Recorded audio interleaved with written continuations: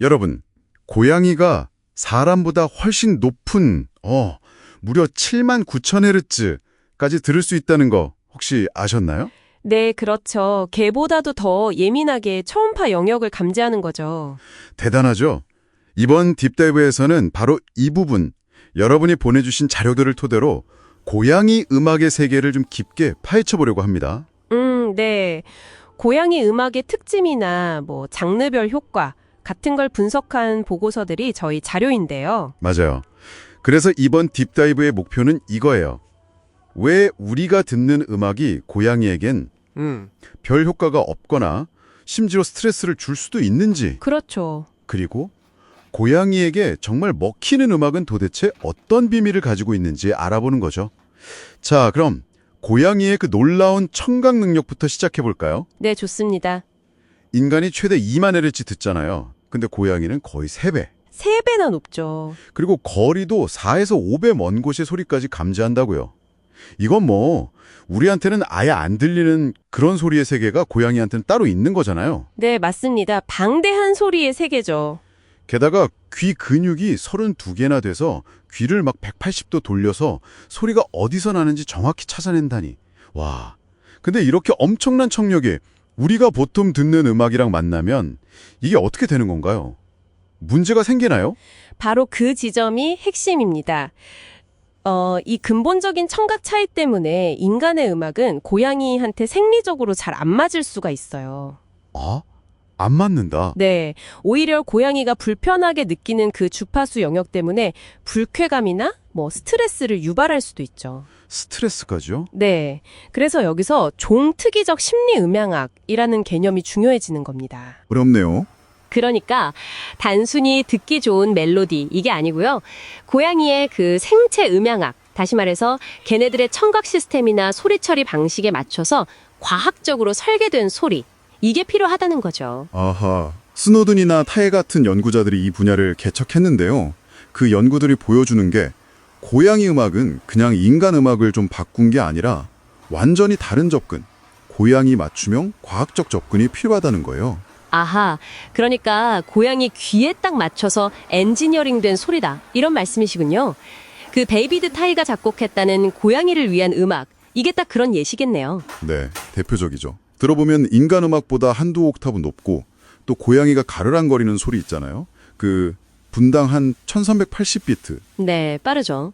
그리고 어미 젖바는 소리 분당 250비트. 이런 빠르기를 따라한 템포를 쓴다고요.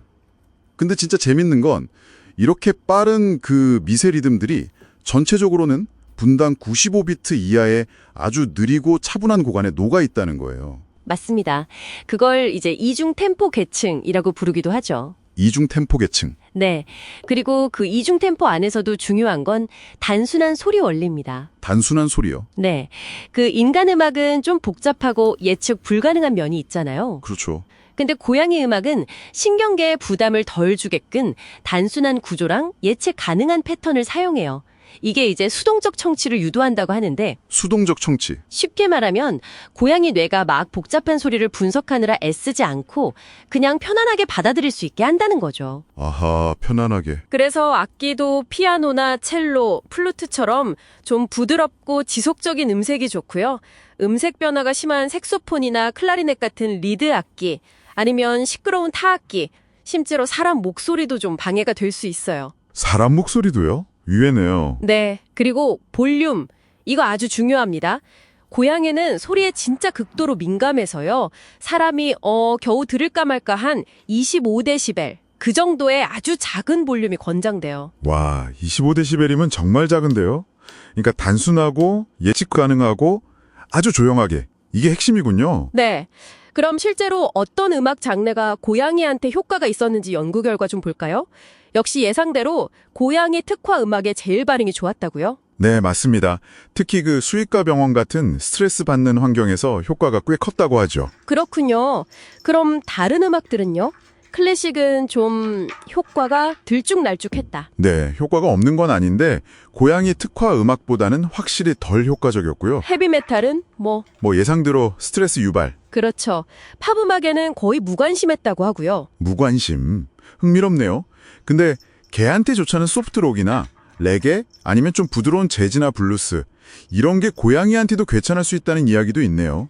이건 좀 의외인데요. 네, 그런 가능성도 제기되긴 하는데 근데 결국 중요한 건 클래식이다, 팝이다 이런 장르 이름 자체가 아니에요. 아, 장르가 아니라 네, 그 음악이 가진 구체적인 음향적 특성 이게 중요한 거죠. 시끄럽고 예측 불가능한 헤비메탈은 고양이가 선호하는 그 단순한 소리 원리랑 완전 반대잖아요. 그렇네요. 고양이 특화 음악이 왜 뛰어나냐 하면 고양이의 청각 시스템이랑 심리적인 선호도에 그야말로 최적화되었기 때문이에요. 최적화. 네. 그래서 이게 실질적으로 뭐 분리불안을 좀 완화시킨다거나 병원 가거나 이사할 때 스트레스를 줄여준다거나 아니면 천둥 불꽃놀이 소리에 놀란 고양이를 진정시키는 데 도움을 줄 수 있는 거죠. 야, 정말 실용적인 효과가 있네요. 자, 그럼 이 모든 걸 종합해보면 어떤 결론에 이를 수 있을까요?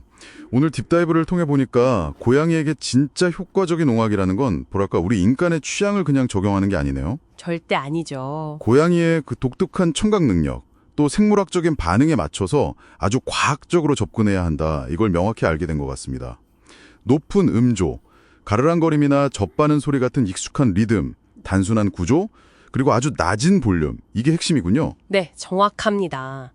그리고 여러분의 고양이가 어떤 특정 소리에 어떻게 반응하는지 좀 주의 깊게 관찰해 보시는 것만으로도요, 고양이와의 유대감을 더 깊게 하고 또 걔네들이 세상을 어떻게 경험하는지 더 잘 이해하는 시작이 될 수 있어요. 오, 관찰이 중요하군요. 네. 그래서 만약 고양이를 위해 음악을 좀 틀어주고 싶다 하시면 오늘 저희가 이야기 나는 그런 종 특화 음악을 우선 고려해 보시고요. 그리고 어떤 음악이든 항상 낮은 볼륨 이거 잊지 마세요. 낮은 볼륨, 네, 알겠습니다. 마지막으로 여러분께 이런 질문 한번 던져보고 싶습니다. 고양이에게 음악이 이렇게나 종에 특화되어야 한다면 과연 이건 다른 동물들이 우리 주변 세상을 얼마나 다르게 인식하고 있는지에 대해 뭘 말해주는 걸까요? 어쩌면 우리는 그 동물들의 그 풍부하고 다채로운 감각 경험 중에서 정말 아주 작은 일부만 알고 있는 건 아닐까요? 여러분, 고양이가 사람보다 훨씬 높은 무려 79,000Hz까지 들을 수 있다는 거 혹시 아셨나요? 네, 그렇죠. 개보다도 더 예민하게 초음파 영역을 감지하는 거죠. 대단하죠? 이번 딥다이브에서는 바로 이 부분, 여러분이 보내주신 자료들을 토대로 고양이 음악의 세계를 좀 깊게 파헤쳐 보려고 합니다. 네. 고양이 음악의 특징이나 뭐 장르별 효과 같은 걸 분석한 보고서들이 저희 자료인데요. 맞아요. 그래서 이번 딥다이브의 목표는 이거예요. 왜 우리가 듣는 음악이 고양이에겐 별 효과가 없거나 심지어 스트레스를 줄 수도 있는지, 그렇죠. 그리고 고양이에게 정말 먹히는 음악은 도대체 어떤 비밀을 가지고 있는지 알아보는 거죠. 자, 그럼 고양이의 그 놀라운 청각 능력부터 시작해 볼까요? 네, 좋습니다. 인간이 최대 2만 Hz 듣잖아요. 근데 고양이는 거의 3배. 3배나 높죠. 그리고 거리도 4에서 5배 먼 곳의 소리까지 감지한다고요. 이건 뭐 우리한테는 아예 안 들리는 그런 소리의 세계가 고양이한테는 따로 있는 거잖아요. 네, 맞습니다. 방대한 소리의 세계죠. 게다가 귀 근육이 32개나 돼서 귀를 막 180도 돌려서 소리가 어디서 나는지 정확히 찾아낸다니. 와, 근데 이렇게 엄청난 청력이 우리가 보통 듣는 음악이랑 만나면 이게 어떻게 되는 건가요? 문제가 생기나요? 바로 그 지점이 핵심입니다. 이 근본적인 청각 차이 때문에 인간의 음악은 고양이한테 생리적으로 잘 안 맞을 수가 있어요. 아? 안 맞는다. 네, 오히려 고양이가 불편하게 느끼는 그 주파수 영역 때문에 불쾌감이나 뭐 스트레스를 유발할 수도 있죠. 스트레스까지요? 네, 그래서 여기서 종특이적 심리 음향학이라는 개념이 중요해지는 겁니다. 어렵네요. 그러니까 단순히 듣기 좋은 멜로디 이게 아니고요. 고양이의 그 생체 음향학, 다시 말해서 걔네들의 청각 시스템이나 소리 처리 방식에 맞춰서 과학적으로 설계된 소리, 이게 필요하다는 거죠. 아하, 스노든이나 타에 같은 연구자들이 이 분야를 개척했는데요. 그 연구들이 보여주는 게 고양이 음악은 그냥 인간 음악을 좀 바꾼 게 아니라 완전히 다른 접근, 고양이 맞춤형 과학적 접근이 필요하다는 거예요. 아하, 그러니까 고양이 귀에 딱 맞춰서 엔지니어링된 소리다. 이런 말씀이시군요. 그 데이비드 타이가 작곡했다는 고양이를 위한 음악, 이게 딱 그런 예시겠네요. 네, 대표적이죠. 들어보면 인간 음악보다 한두 옥타브 높고 또 고양이가 가르랑거리는 소리 있잖아요. 그 분당 한 1380비트. 네, 빠르죠. 그리고 어미 젖바는 소리 분당 250비트. 이런 빠르기를 따라한 템포를 쓴다고요. 근데 진짜 재밌는 건 이렇게 빠른 그 미세 리듬들이 전체적으로는 분당 95비트 이하의 아주 느리고 차분한 구간에 녹아 있다는 거예요. 맞습니다.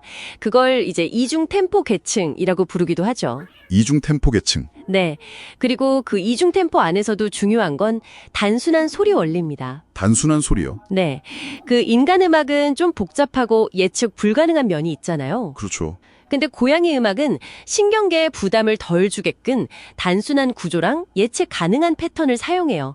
이게 이제 수동적 청취를 유도한다고 하는데 수동적 청취. 쉽게 말하면 고양이 뇌가 막 복잡한 소리를 분석하느라 애쓰지 않고 그냥 편안하게 받아들일 수 있게 한다는 거죠. 아하, 편안하게. 그래서 악기도 피아노나 첼로, 플루트처럼 좀 부드럽고 지속적인 음색이 좋고요. 음색 변화가 심한 색소폰이나 클라리넷 같은 리드 악기, 아니면 시끄러운 타악기, 심지어 사람 목소리도 좀 방해가 될 수 있어요. 사람 목소리도요? 의외네요. 네, 그리고 볼륨, 이거 아주 중요합니다. 고양이는 소리에 진짜 극도로 민감해서요. 사람이 겨우 들을까 말까 한 25데시벨, 그 정도의 아주 작은 볼륨이 권장돼요. 와, 25데시벨이면 정말 작은데요? 그러니까 단순하고 예측 가능하고 아주 조용하게. 이게 핵심이군요. 네. 그럼 실제로 어떤 음악 장르가 고양이한테 효과가 있었는지 연구 결과 좀 볼까요? 역시 예상대로 고양이 특화 음악에 제일 반응이 좋았다고요? 네, 맞습니다. 특히 그 수의과 병원 같은 스트레스 받는 환경에서 효과가 꽤 컸다고 하죠. 그렇군요. 그럼 다른 음악들은요? 클래식은 좀 효과가 들쭉날쭉했다. 네, 효과가 없는 건 아닌데 고양이 특화 음악보다는 확실히 덜 효과적이었고요. 헤비메탈은 뭐 예상대로 스트레스 유발, 그렇죠. 팝 음악에는 거의 무관심했다고 하고요. 무관심. 흥미롭네요.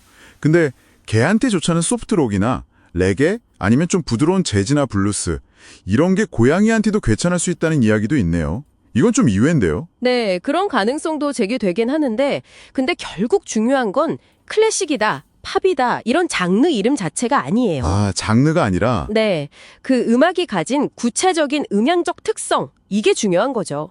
시끄럽고 예측 불가능한 헤비메탈은 고양이가 선호하는 그 단순한 소리 원리랑 완전 반대잖아요. 그렇네요. 고양이 특화 음악이 왜 뛰어나냐 하면 고양이의 청각 시스템이랑 심리적인 선호도에 그야말로 최적화되었기 때문이에요. 최적화. 네. 그래서 이게 실질적으로 뭐 분리불안을 좀 완화시킨다거나 병원 가거나 이사할 때 스트레스를 줄여준다거나 아니면 천둥 불꽃놀이 소리에 놀란 고양이를 진정시키는 데 도움을 줄 수 있는 거죠. 야, 정말 실용적인 효과가 있네요. 자, 그럼 이 모든 걸 종합해보면 어떤 결론에 이를 수 있을까요? 오늘 딥다이브를 통해 보니까 고양이에게 진짜 효과적인 음악이라는 건 뭐랄까 우리 인간의 취향을 그냥 적용하는 게 아니네요. 절대 아니죠. 고양이의 그 독특한 청각 능력, 또 생물학적인 반응에 맞춰서 아주 과학적으로 접근해야 한다. 이걸 명확히 알게 된 것 같습니다. 높은 음조, 가르랑거림이나 젖바는 소리 같은 익숙한 리듬, 단순한 구조, 그리고 아주 낮은 볼륨, 이게 핵심이군요. 네, 정확합니다. 그리고 여러분의 고양이가 어떤 특정 소리에 어떻게 반응하는지 좀 주의 깊게 관찰해 보시는 것만으로도요, 고양이와의 유대감을 더 깊게 하고 또 걔네들이 세상을 어떻게 경험하는지 더 잘 이해하는 시작이 될 수 있어요. 오, 관찰이 중요하군요. 네. 그래서 만약 고양이를 위해 음악을 좀 틀어주고 싶다 하시면 오늘 저희가 이야기 나는 그런 종 특화 음악을 우선 고려해 보시고요. 그리고 어떤 음악이든 항상 낮은 볼륨, 이거 잊지 마세요. 낮은 볼륨, 네, 알겠습니다. 마지막으로 여러분께 이런 질문 한번 던져보고 싶습니다. 고양이에게 음악이 이렇게나 종에 특화되어야 한다면 과연 이건 다른 동물들이 우리 주변 세상을 얼마나 다르게 인식하고 있는지에 대해 뭘 말해주는 걸까요? 어쩌면 우리는 그 동물들의 그 풍부하고 다채로운 감각 경험 중에서 정말 아주 작은 일부만 알고 있는 건 아닐까요?